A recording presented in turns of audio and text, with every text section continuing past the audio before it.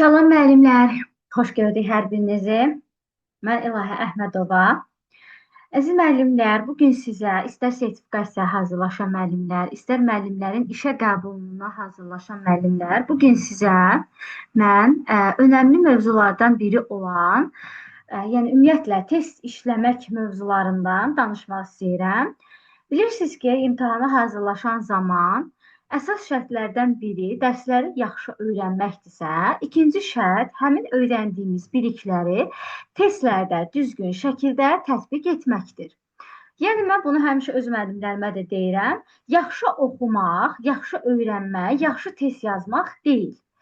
Önəmli olan testdə diqqətinizi düzgün cəmləmək, testdə verilən məqamları öyrəndiyiniz biliklərlə uzlaşdırmağı bacarmaqdır.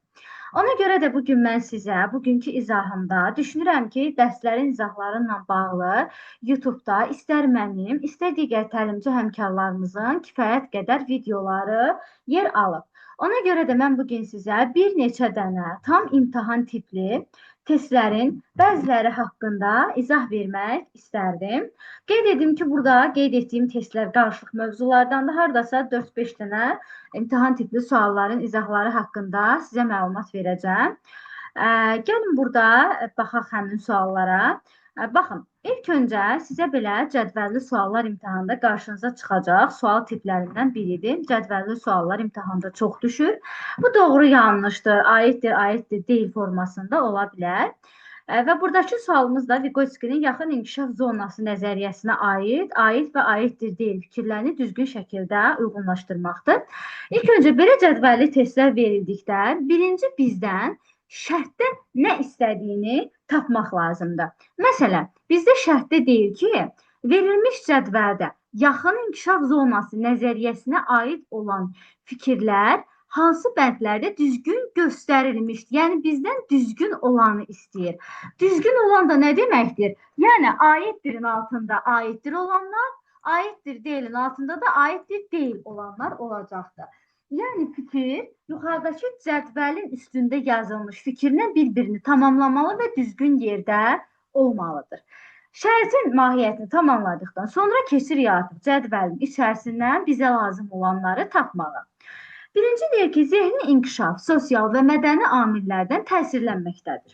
Bilirik ki, Vygotsky'nin yaxın inkişaf zonasında həqiqətən də sosial dəstək olduqca önəmli hesab olunur. Ümumiyyətlə, Vygotsky sosial dəstəyi uşağın öyrənməsində vacib amil hesab edirdi ki, təbii ki, mədəni amillər də bura daxil olan məsələlərdir. Ona görə də verilən bu fikir düzgündür, yəni həqiqətən yaxın inkişaf zonasına aiddir və həqiqətən ona aiddir və həqiqətən də aiddirin altında olduğuna görə bunu burada doğru götürə bilərik. Yəni, biri buradan düzgün götürə bilərik. İkidə deyir, uşağın yeni məlumatlar öyrənməsində özünü kəşf etmənin rolu böyükdür. Bu fikir, ümumiyyətlə özünü kəşf, bax bu açar söz, Jean Piaget nəzəriyyəsinə daha çox keçərlidir. Yəni, Jean Piaget daha çox uşağın özünü və ətrafı özü kəşf edərək öyrənməsinə üstünlük verdiyinə görə, bu fikri biz tam yaxın inkişaf zonası nəzəriyyəsi aid edə bilmərik, yanlışdır və yanlış olduğuna görə biz bunu aiddirin içində götürə bilmərik. Üçüncüdə deyir ki, uşaqlar öz-özləri ilə danışdıqları zaman bunun mən mərkəzçi olduqları üçün deyil, öz zehni proseslərini qaydaya salmaq üçün edirlər. Bax, bu da bizim yaxın inkişaf zonası nəzəriyyəmizə aiddir. Ümumiyyətlə, yəni yaxın inkişaf zonasını uşağın özü, yoldaşları, böyüklərlə danışması, özünü kəşf etməsi, ətrafdakıları kəşf etməsi, onlarla ünsiyyətdə olması vacib amil hesab edilir. Ona görə də bu da yaxın inkişaf zonası nəzəriyyəsinə aiddir və həqiqətən də aiddirin altında olduğuna görə üçü də götürə bilərik. Yəni, aiddir olanları tapdıq. İndi deyir, 4-də şuurun sosial ölçüsü birinci, fərdi ölçüsü isə ikinci plandadır. Burada, bəli, bu düzgün fikirdir yaxın inkişaf zonasına görə. Yəni, uşaq birinci sosial olaraq formalaşır, sonra özünü dərk edir. Bu, aiddir yaxın inkişaf zonasına, amma aiddir deyilin altında olduğuna görə, yəni, fikir ona aiddir, amma aiddir deyil bəndində olduğuna görə bunu düzgün götürə bilmərik. Nitq zehni inkişafın əsasıdır. Bəli, yenə də yaxın inkişaf zonasına aid olan bir prosesdir, amma aiddir deyilin altında verilib, ona görə bunu da götürə bilmərik. Zehni inkişafın əsas mənbəyi insanlar arası münasibətlərdir. yenə də aiddir. Bu da biz nə deyirik? Yəni Vygotsky nəzəriyyəsinə görə uşağın öyrənməsində sosiallıq, nitq, özünü kəşf, ətrafdakılarla münasibət önəmlidir. Ona görə bu fikir də yaxın inkişaf zonası nəzəriyyəsinə aiddir. Amma fikir olaraq götürüb aiddir deyilin altında verildiğinə görə biz bunu düzgün götürə bilmərik. Ona görə bu da səhvdir. Demək, burada düzgün uyğunluğun gözləndiyi sadəcə 1 və 3 variantlar olacaqdır. Ona görə də cavab Y bəndidir. Bunu ümumiyyətlə bu cür testləri tapan zaman çalışın özünüz bunu oxuyanda öz beyninizdə aiddir deyil müəyyənləşdirəndən sonra yuxarı başlıq hissə ilə sizin düşüncə tərzinizin üst-üstə düşüb düşmədiyini əsasən cavabı tapa bilərsiniz. Keçək digər testimizə. Burada deyir, bir dəqiqə. Aha. İkinci testimizdə, bir dəqiqə mən bunları silim. Burada bizə mane olmasın. İkinci testimiz məktəbə hazırlıq qrupu ilə bağlı situativ bir testdir. Situativ testlərdə ümumiyyətlə müəllimlər görürsünüz ki, situasiya testlərində ilk öncə qeyd edək. Situasiya hissəsi başqa şriftlə yazılır, şərt hissəsi başqa bir şriftlə göstərilir.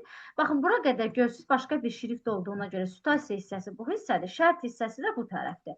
Ona görə ilk öncə situasiyasını oxuyub başa düşmək, sonra şərti oxuyub başa düşmək, sonra şərtlə situasiyanı düzgün şəkildə uyğunlaşdırmaq burada önəmli məqamlardan biridir. Situasiyada nə qeyd edilir? Məktəbə hazırlıq qrupunda olan Səma müəllimin verdiyi şəkillər üzrə hekayə qurmaqda çətinlik çəkir. O şəkilləri ayrı-ayrılıqda təsvir edir, lakin məntiqi və ardıcıl hekayə qurma bacarığı zəifdir. Demək ki, deyir ki, hekayəni ardıcıllıqla ifadə etməkdə çətinlikdir, məntiqi, ardıcıl hekayə qurma bacarığı zəifdir. Bunu görən tərbiyəçi müəllim Səmaya hansı istiqamət verici yardımı edə bilər?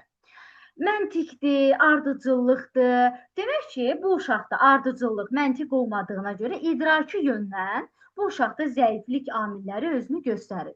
Yəni müəllimin özünüzdə birinci sualın mahiyyətini dərk edin, özünüz fikirləşin ki, cavablara baxmamışdan öncə mənim qrupumda belə bir uşaq olarsa, onda belə bir zəiflik olarsa, mən ona hansı yöndən istiqamət verərəm, necə verirəm? Bunu özünüz fikirləşəndən sonra cavabları seçməyə keçə bilərsiniz. Situasiyalarda ümumiyyətlə birinci növbədə öz fikrinizi formalaşdırın və görəcəksiniz ki, əslində sizin düşündüyünüz elə cavabların da içərisində var. Şəkil üzrə hekayəni özü tərtib edib Səmadan onu danışmasını istəyə bilər. Bax, bu yanlışdır. Mən özüm tərtib eləyəcəmsə, yenə uşağın o bacarıqları inkişaf etməyəcək. Səmaya çox sadə və asan şəkillər göstərərək həmin şəkillər üzrə danışdıra bilər. Bu bir dəfə olar, amma hər dəfə asan şəkillərlə bu zaman uşaqda yenə o bacarıq aradan qalxmayacaq. Yəni, bu bacarıq, belə deyək də, bu zəiflik düzəlməyəcək. Ona müəyyən suallarla istiqamət verərək, hissə-hissə şəkil üzrə fikirlərini aldıqdan sonra həmin fikirləri birləşdirib danışmasını istəyə bilərik. Bax, burada doğru cavab budur. İstiqamət verirəm, hissələrə bölürəm, sonra birləşdirməsini tələb edirəm. Yəni, uşaqda ardıcıllıq xüsusiyyətini formalaşdırmağa çalışıram. Ona görə düzgün cavab burada C bəndidir. Bacardığı qədər Səmaya şəkil üzrə mətn qurma tapşırıqları verməkdən qaçına bilər. Yenə də uşağın bu zaman inkişafına mane oluruq. Səmaya ev tapşırıqları verərək bu çətinliyi aradan qaldıra bilər. Bu da yanlışdır. Çünki mən uşağı bağçada düzəltməmiş, ona ev tapşırığı versəm, yenə bir faydası olmayacaq. Əgər mən bir pedaqoq olaraq bu halları aradan qaldıra bilmirəmsə, demək evdə valideyn də bunu aradan qaldıra bilməz. Ona görə də yadınızda saxlayın.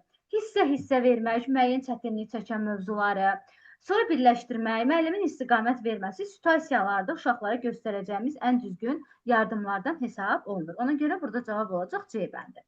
Keçək üçüncü sualımıza, bu da yenə situasiyadır.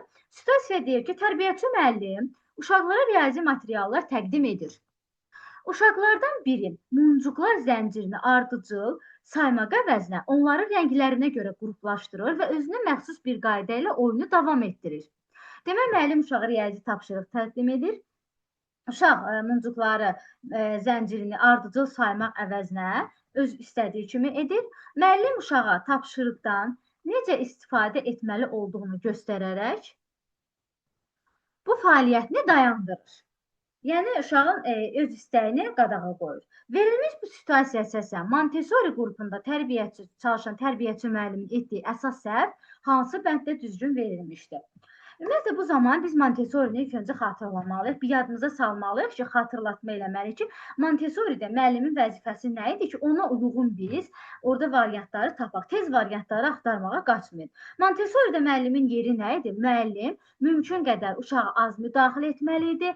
Uşağın ehtiyacı olarsa, müəllimdən kömək istəyərsə, heç cür çətinliyin öhdəsindən gələ bilməzsə, o zaman müəllim yenə də müdaxilə edən deyil, istiqamətləndirici şəxs rolunda çıxış etməli idi. Amma burada isə müəllim birbaşa uşağın fəaliyyətini dayandırır. Nədir ki, uşağı muncuqdan saymaq əvəzinə onu öz istədiyi kimi rənginə görə qruplaşdırır. İndi burada gəlin müəllimin Montessori yanaşmasına əsasən səhvini tapaq. Qrup fəaliyyətini uşaqlar arasında fərdi fəaliyyətə çevirməsi, bu yanlışdır. Çünki ümumiyyətlə burada qrup fəaliyyətdən söhbət getmirdi. Uşaqların əqli öyrənmə inkişafı üçün düzgün sensor materiallardan istifadə etməməsi, xeyr, əslində verilən muncuq dərsində uşağın sensor inkişafına xidmət edən bir tapşırıqdır. Uşağın daxili motivasiyasına və müstəqil kəşf etməsinə müdaxilə etməsi. Baxın, budur. Yəni, uşaq ola bilər, düzdür, burada başqa bir yöndə istifadə edir, amma həmin anda dayandırmaq əvəzinə rənglərə görə saymağa, rənglərdən istifadə edərək uşağa sayma ardıcıllığını yerinə yetirməyə öyrədə bilərdi. Digərində deyir, uşaq bunu etməyə başladığı anda onun bu hərəkətini dayandırıb diqqətini digər uşaqlar necə etdiyinə yönləndirməli idi. Bu da səhvdir, müqayisə etmək olmaz uşağı. Müəllim uşaqlara riyazi anlayışları konkret materiallarla təqdim etməyi, bu da yanlışdır. Konkret zaten tapşırığın adını orada qeyd etmişik ki, muncuqlar üzərində olur. Burada doğru cavab C bəndidir. Çünki Montessori qrupunda çalışan müəllim uşağın hansısa bir səhvinə tez müdaxilə etmək əvəzinə uşağa istiqamət verərək ona daha çox dəstək ola bilər. Dördüncü testimizə də baxaq. Ümid edirəm ki, aydın olur, izah etdikcə sizə nələrə diqqət etməli olduğunuz. Dördüncü testimiz Friedrich Froebelin hədiyyələri ilə bağlı bir testdir. Qeyd olunur ki, aşağıda göstərilmiş şəkli xarakteri xüsusiyyət olaraq tamamlaya bilməyəcək fikir hansı bənddə göstərilmişdir? Təbii ki, burada görürsünüz, biraz fikir təzaddır, ona görə təkrar oxumağımız lazımdır ki, verilmiş şəkli tamamlaya bilməyəcək fikir hansı bənddə göstərilmişdir? Yəni, bu şəklə aid olmayan fikri hansı bənddə göstərdiyini tapmalıyıq. A'da deyir ki, Friedrich Froebelin uşaqlar üçün hazırladığı öyrədici hədiyyə oyuncaqlar silsiləsinə daxildir, düzdür.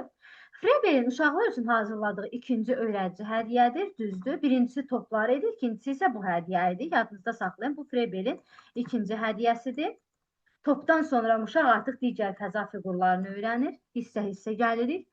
Froebel bu hədiyyəni bir qədər qəliz olduğu üçün 6 aydan sonra uşaqları təqdim etməyi məsləhət görürdü. Bu da düzdür. Çünki hətta 6 ayından deyir. Çünki biraz onun müxtəlif tərəfləri olduğuna görə uşaq qavramaqda çətinlik çəkə bilərdi. Froebelin uşaqlar üçün hazırladığı 4-cü hədiyyədir. Bax, bu səhvdir. Çünki 4-cü hədiyyə kərpiclər idi. Orada 8 hissəyə bölünmüş birinci kub, sonra kərpiclər gəlirdi. Ona görə də bu 4-cü hədiyyə deyil. Bu hədiyyədə uşaq əşyalar arasındakı ziddiyyəti, əyanı gördükdə onların mahiyyəti haqqında daha dürüst məlumat almağa başlayır. Bəli, çünki biri kubdur, biri silindirdir, yəni hərəsi fərqli-fərqli, biri kürədir.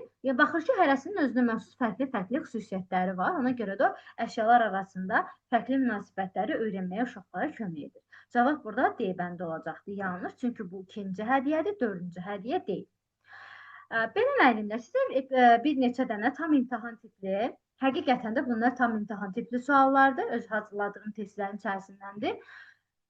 Burada, yəni bu cür testləri bizim Telegram kanalımızda da paylaşırıq. Ora Telegram kanalını yerləşdirəcəm. Yəni 2 həftədən bir bizim sınaqlarımız olur, 30 dənəlik sınaqlar. Ora daxil olaraq işləyə bilərsiniz. Yəni testləri oxuyan zaman çalışın, testi oxuyub birinci özünüzə izah edəsiniz. Yəni, testin şərtini oxuyan kimi tez cavablara qaçmayın. Çünki siz testin şərtini oxuyub anlamadan cavablar sizdə çaşqınlıq yaradacaq, həyəcan yaradacaq. Düşünəcəksiniz ki, siz buradakı cavabları seçə bilmirsiniz. Əslində bunların səbəbi sizin cavabları seçə bilməməyiniz deyil, sizin şərti düzgün anlamamağınızdadır. Siz şərtdə sizə nə istədiyini anlayandan sonra artıq cavabda nə axtaracağınızı konkret olaraq bilirsiniz. Yəni, sizin nə axtaracağınız beyninizdə konkretləşir deyə bir ipucu belə görəndə artıq orada sizdən hansı cavabın düzgün olduğunu tapmağınıza yardımcı olmuş olur. Ona görə də yenə qeyd edirəm, müəllimlər testlər işləmək, yaxşı oxumaq deyil, testlər işləmək, oxuduğunuz hər bir cümlə arasında məna əlaqələrini düzgün qurmaqdan, səbirli olmaqdan, diqqətli olmaqdan ibarətdir. Yəni bunlara test müddətində diqqət etsəniz, bu sizin nəticələrinizə də çox gözəl şəkildə təsir göstərmiş olacaq. Bəzən hətta mövzusunu bilmədiyiniz bir testi belə düzgün analitik oxuyanda o testin inanın ki, cavabını tapa bilərsiniz. Hətta bəlkə də heç o mövzudan xəbəriniz olmasa belə. Belə müəllimlər, test izahımız bu qədər. Yenə Telegramda paylaşacağıq. Yəni bu cür testlər işləmək istəyənlər test toplumunuzu da əldə edərək belə maraqlı testlər işləyə bilər. Hətta orada sizə müəyyən ipucular da göstərilir ki, o ipucularla istənilən mövzuların testlərini rahatlıqla işləyə bilirsiniz. Kanallarımıza abunə olmağı unutmayın. Yenidən sizlər üçün video izahlar paylaşacağıq. İzləyin. Hər birinizə uğurlar arzu edirik. Sağ olun, salamat qalın.